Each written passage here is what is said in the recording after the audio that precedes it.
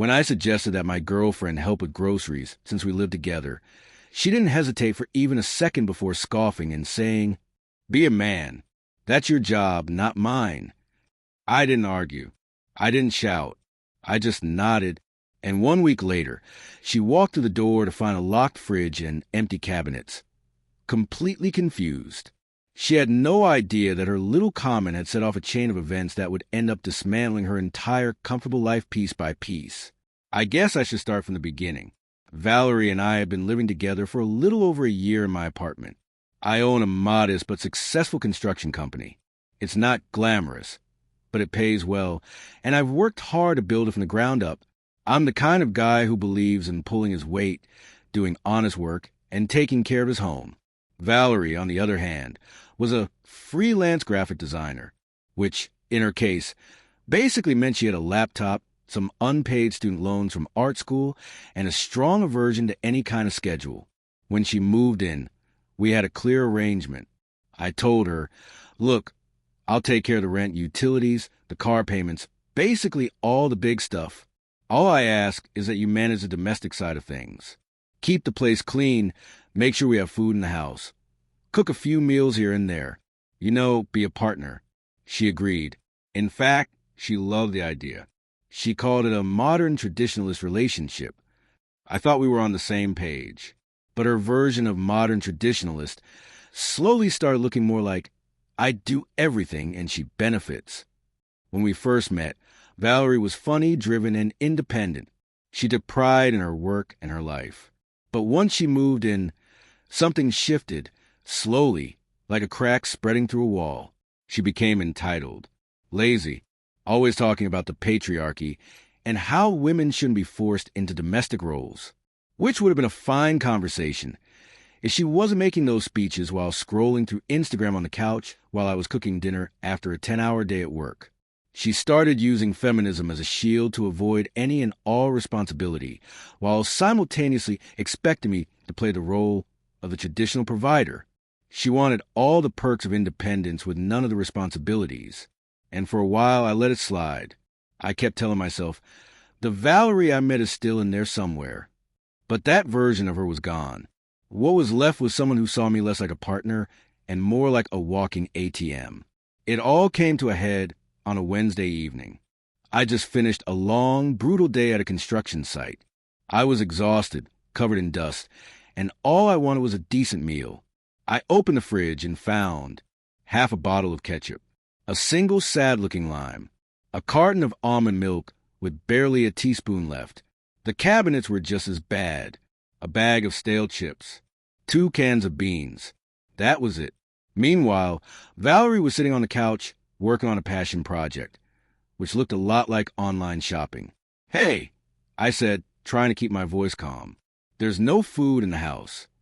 She didn't even look up. Yeah, I was going to go shopping, but I got into a creative flow state. You know how it is. No, I didn't.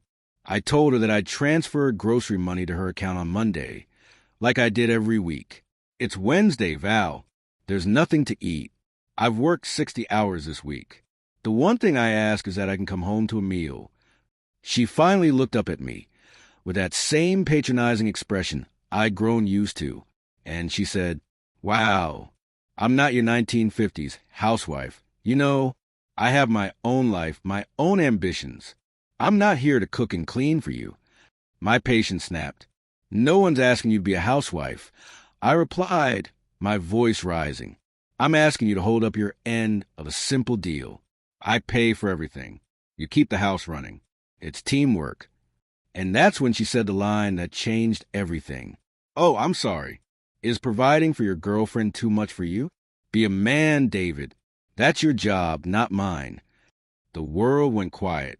All the noise, all the excuses, all the arguments of the past year just stopped. She'd finally said the quiet part out loud. I didn't yell. I didn't argue. I just looked at her, a complete stranger standing in my living room, and calmly said, "You're right. My mistake." Then I walked to the bedroom, closed the door, and began planning. Update 1, the locks. The next day, I told her I had to go to a job site out of town. She barely looked up and mumbled, "Okay, have fun," Instead, I went to the hardware store. I bought a heavy-duty padlock and hasp for the fridge, locking doorknobs for every single cabinet and pantry door. Then I hit the grocery store like a man on a mission. Ribeye steaks, salmon, expensive cheese, craft beer, fresh veggies, 25-year-old scotch. The works. Over $1,000 worth of top-tier groceries. Back home, I installed the locks in under an hour. The fridge now had a steel hasp drilled into the side with a thick padlock. Every cabinet had shiny new locks. The only person with the keys was me. Then I drafted a detailed budget. Rent, utilities, groceries, car payments, streaming services. At the bottom, her monthly contribution, $0. I left it on the kitchen table and went to work. When I came home that night, the scene was glorious. Valerie was standing in the kitchen with her two best friends, Chloe and Jessica, staring at the locked cabinets like they'd witnessed a crime scene. "What is this?" she screamed. "You put a padlock on the refrigerator." "This is abusive." I calmly held up the budget. "This is what it costs to run this house.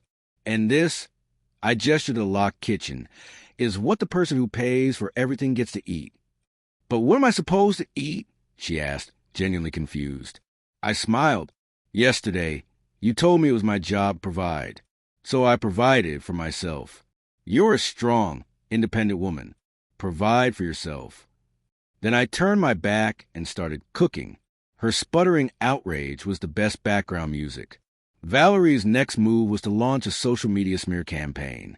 She posted a black and white photo of the padlocked fridge on Instagram, cry about her financially abusive, controlling boyfriend who was literally trying to starve her. Her friends reposted, adding their own takes about my fragile male ego. They thought their followers would shame me into giving in. But my followers? A few hundred guys from construction and family. Not exactly the Instagram activism crowd. Nobody cared. While they were fighting online, I moved in the real world. The next morning, I took her car keys. The SUV lease was in my name. I drove it to my storage unit, called the leasing company, and removed her authorization as a driver. Then I canceled her supplementary credit card, changed the streaming passwords, canceled her gym membership. She woke up around noon to find a car gone and a note. "As we are no longer in a relationship, I have returned the vehicle lease in my name. I advise you to arrange alternative transportation. David." The meltdown that followed was biblical. She cried, screamed, called her friends over, and tried to play the victim again. But nothing changed reality. The free ride was over. The last step was eviction. My lawyer drafted a 30-day notice. I had it delivered by a process server, right in front of Chloe and Jessica. The humiliation was the cherry on top. Over the next month, Valerie learned what being independent actually meant. Her friends were suddenly too busy to let her crash on their couches. Her parents reluctantly let her move back in, but made her get a full-time job and pay rent. By the end of the 30 days, she was gone. She tried to claim some furniture, but I had receipts for everything. It's been a year. I'm sitting in my clean, quiet apartment. The fridge is full because I bought the food. The art on the walls is mine. The space is peaceful. Valerie? From what I've heard, she's still living with her parents. She works at a coffee shop she hates. She sold most of her designer stuff just to afford a cheaper apartment she shares with 2 roommates. Her social media went from influencer glam to bitter quotes about toxic men. I saw her once at a restaurant. She was our waitress. When she saw me, she went pale and disappeared to the back. My revenge wasn't loud. It wasn't dramatic. It was slow, methodical, and practical. I didn't punish her. I simply took her words literally and gave her exactly what she said she wanted. A man who provides for himself and a woman who provides for herself. And that was a lesson she'll never forget.